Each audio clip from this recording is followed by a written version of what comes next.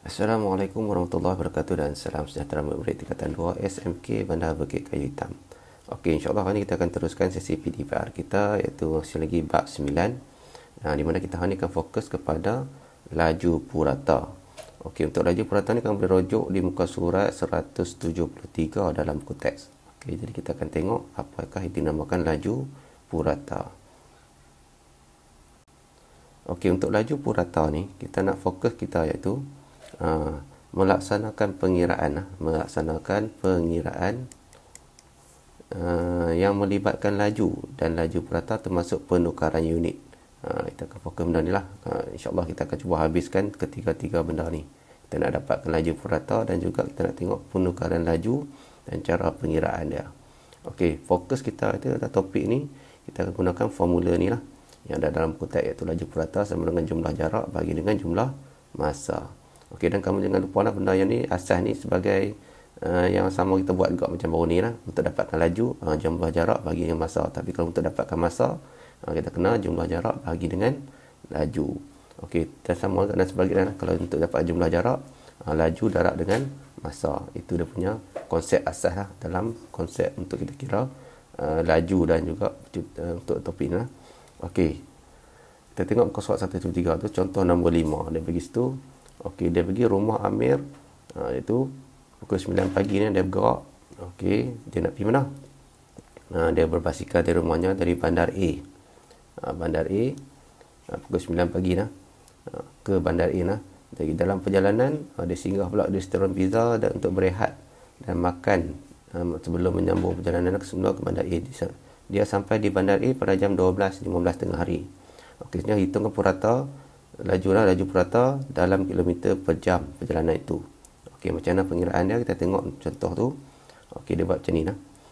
Di mana penyelesaian dia ambil jumlah jarak. Jumlah jarak tu 10 km. Ni daripada rumah dia nak pergi ke kedai ni 10 km. Dan tambah lagi 25 km. Daripada kedai nak pergi pizza tu nak pergi ke bandar. Jadi akan dapat 35 km. Jumlah masa dia daripada pukul 9 pagi sampai pukul 12.15. Okey, jadi jumlah masa dia adalah 3 jam 15 minit. Okey, 15 minit ni kita kena tukar tukar kepada dalam bentuk jam lah. Jadi kita akan dapat 0.25 jam. Jadi kita dapat 3.25 jam lah. Jadi ambil formula atas ni. Ambil jumlah jarak dia bahagi dengan dia punya masa dia. Jadi kita akan dapat 10.77 km per jam. Siapa kilometer per jam? Sebab jarak dia dalam kilometer dan kita ukur masa dia dalam jam. Jadi kelajuan dia adalah 10.77 km per jam lah. Masa dia kayu basikal tu, kalau dekat meter dia tu, dia akan dapat nampak 10.77 lah purata dia. Dia naik turun lah, tapi dalam purata dia akan dapat 10.77.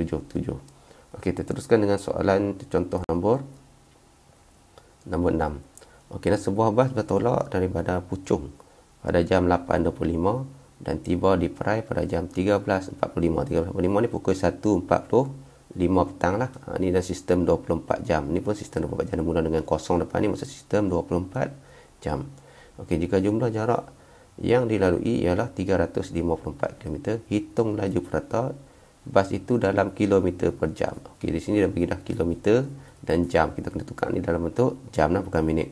Okey, pengiraannya sama macam tadi juga. Jumlah jarak dia adalah 354 ni. Okey, masa yang diambil, kita ambil tolak balik lah. Pukul 13.45 tolak 0.825, kita akan dapat 5 jam 20 minit. Okey, 20 minit ni kita tukar dalam jam. Tukar dalam jam, maka kita akan guna formula ni lah. Kita akan dapat 0.33 jam lah. Jadi kita akan dapat di sini 354. Ambil jumlah jarak bagi dengan masa 5.33, kita akan dapat 66.42 km per jam. Okey, ini untuk situasi yang kedua dan contoh nombor 6, muka surat 174. Okey, seterusnya kita tengok untuk contoh yang seterusnya, contoh nombor 7. Di sini dia suruh kita penukaran unit pula. Tadi kita dah belajar tentang purata laju, macam mana nak kira. Ni kita nak kira untuk penukaran unit pula. Okey, unit bagi sini adalah had laju kemassaan adalah 90 km per jam. Nyatakan had laju ini dalam unit. Dia suruh tukar. Sini kilometer per jam, dia suruh tukar dalam meter per saat pula. Dan juga dia suruh tukar dalam kilometer per minit. Okey, untuk soalan ni, Kita kena tengok macam ni lah. 90 km per jam ni maksud dia 90 bahagi dengan jam lah. Jadi per jam ni maksud 1 jam lah 90. Okey, dia darat dengan 1000 meter. Kenapa dia tukar dengan 1000? Sebab 1 km sama dengan 1000 meter. Dan juga ni jam tukar kepada apa? Tapi kepada saat dia kena darat 2 kali lah. Dia darat dengan 60, darat lagi 60. Jadi dia darat semua 3600 saat lah.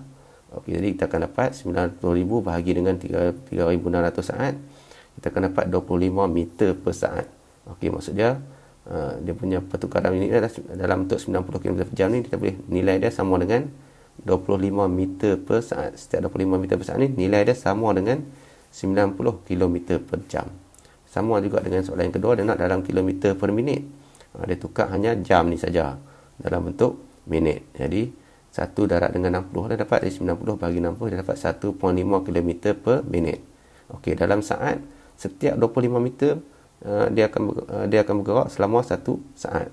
Tapi kalau dalam minit 1.5 km dia akan bergerak dalam tempoh 1 minit lah.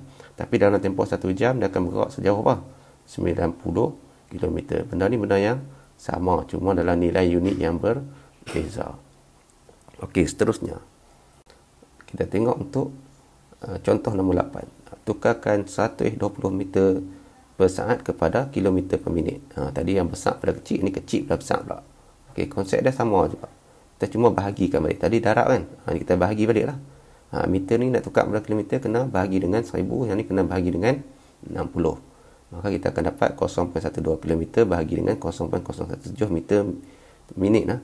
Jadi 7.06 km per minit. Nilai ni sama dengan nilai ni lah. Cuma ni dalam meter per saat, ni dalam kilometer per minit. Okey, jadi formula ni dia imbas kembali lah. Kalau kita nak tukar ke nilai besar kepada kecil, apa kita kena buat? Daripada kecil kepada besar, apa kita kena buat? Jadi ini dia kena fungsi asas lah. Darat dengan bahagi, kena ingat balik. Okey, seterusnya kita tengok pada jom cuba 9.1 soalan nombor 4. Okey, dalam soalan nombor 4 ni kita akan fokuskan kepada macam mana nak dapatkan purata laju. Okey, tapi di sini purata laju dia dah bagi. Dia nak benda apa? Dia nak pula masa bas tu tiba di muar. Dia tak bagi masa yang dia tiba tu. Berapa? Jadi masalah kita sini akan cari masa lah. Jadi nak cari masa dia macam mana? Ingat balik yang ni. Cari masa, jarak bahagi dengan laju. Okey, di sini kita tengok. Untuk topik ni, jarak dia di sini. Jarak dia berapa? Jarak dia adalah 272 kilometer. Okey, masa dia kita tak tahu. Jadi dia punya purata laju dia tahu. Purata laju kita tahu. Purata laju kita tahu apa? 80 km per jam. Okey, jadi konsep ni kita ambil ni lah. Ambil balik pada formula ni. Nak dapatkan masa, ambil jarak bahagi dengan laju. Okey, jadi di sini jarak bahagi dengan laju. Okey, dapatkan masa sama dengan jarak bahagi dengan laju. Jadi masa dia apa kita tak tahu. Kita ambil sini lah. Jarak dia 272 bahagi dengan 80. Jadi kita tekan kalkulator, kita akan dapat nilai dia adalah 272 bahagi dengan 80. Okey, kita akan dapat nilai dia 3.4 jam. Okey, 3.4 jam ni maksud dia kita akan dapat selama 3 jam 24 minit lah. 24 minit. Okey, jadi di sini kita kena fokus iaitu macam mana kita nak tahu waktu tiba ni. Dia nak waktu tiba lah. Dia nak waktu tiba bas tu di muar. Okey, jadi kita ambil lah masa yang bertolak pada awal pukul berapa? Okey, masa yang dia bertolak 8.5. Okey, 8.5 kita tambah 0.83 tambah lagi 3 jam 24 minit. Okey, maka kita akan dapat nilainya adalah pada jam dia tiba pada jam 11.54. Okey, nah jadi ini masa yang ditiba pada dekat muar tu. Di muar, tiba di muar adalah 11.45 pagi lah. Okey. Jadi inilah jawapannya. Jawapan yang dia kata untuk soalan ni adalah 11.54 pagi. Setelah kita tambah 0.8 tengah 8 ni lah, ni 8.30 pagi tambah 3 jam 24 minit, itu kita akan dapatlah nilai ni. Okey, jadi selesai untuk soalan. Jom cuba 91 soalan nombor 4. Okey, jadi selesai untuk kita topik hari ni, iaitu di mana kita akan dapat kiraan untuk purata laju dan juga kita penukaran unit sekali lah. Jadi seterusnya kamu kena jawablah soalan dalam PBD yang saya bagi dalam link tu. Sila jawab dan juga pastikan jawab dengan baik, dan juga tolong ni lah, apa benda yang kita bagi, cikgu bagi modul semua tu tolong siapkan. InsyaAllah sekolah kita pun dah nak masuk fasa-fasa yang seterusnya ni, jadi bersiap sedialah untuk kita step seterusnya dalam proses PDPR ni. Jadi saya ucapkan terima kasih. Kita jumpa lagi pada kelas akan datang. Wabillahi taufiq wa hidayah. Wassalamualaikum warahmatullahi wabarakatuh.